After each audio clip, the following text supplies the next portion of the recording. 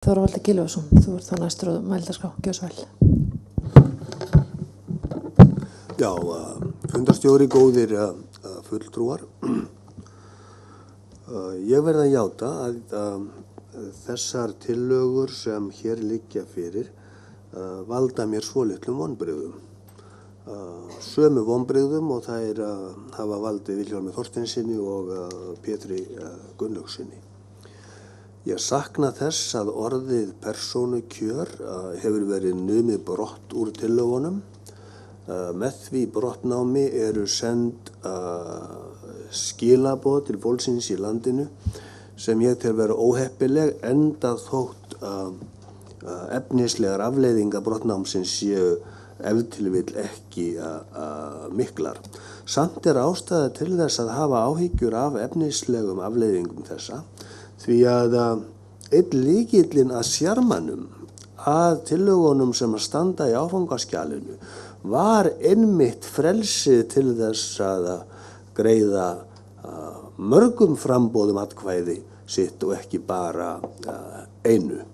Ég tek heilshugar undir með Ómari Ragnarsyni, kjósandi sem að deilir atkvæði sínu á fleiri en eitt framboð. Hann ekki að veikja flokkakerfið, hann þvert á móti að styrkja það ef eitthvað Sjálfur myndi ég hvenar sem greiða Ara Teitssyni vini mínum atkvæði mitt ætti ég kost á því, enda þótt ég gísi ef til vill ekki að fylgja öllum flokksfélögum hans eins og núverandi kjördæmaskipan myndi neyða mig til að gera.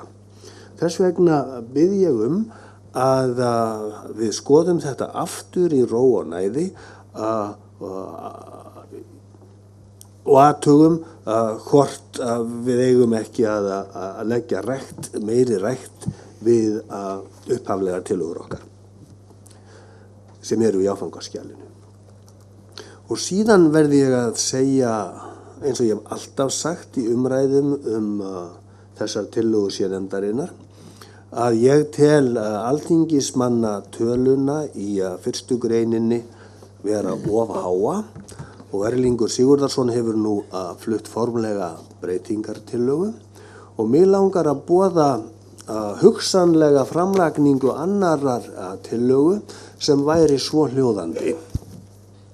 Í stað tölunar 63 í fyrstu málsgrein fyrstu greinar fyrirkomulag kosninga til Alþingis komi A 37, B 43, C 49, D 53, E 57, F 60, G 63 og sé kosið milli þessara kosta í stjórnlagaráði með nema hvað, STVF aðferðinni.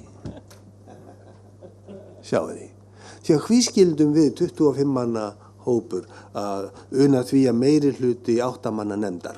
Það þarf ekki að vera nema 5 manns haldi fast við töluna 63 ef að það tilfinning í ráðinu að meiri hluti ráðsmanna kjósi heldur lægri tölu, hvar á bilinu 37 til 60 sem hún kann að vera.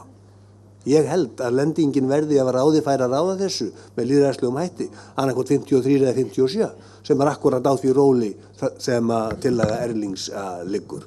Þannig að þetta þurfum við að skoða mjög vandlega en ég legg það til.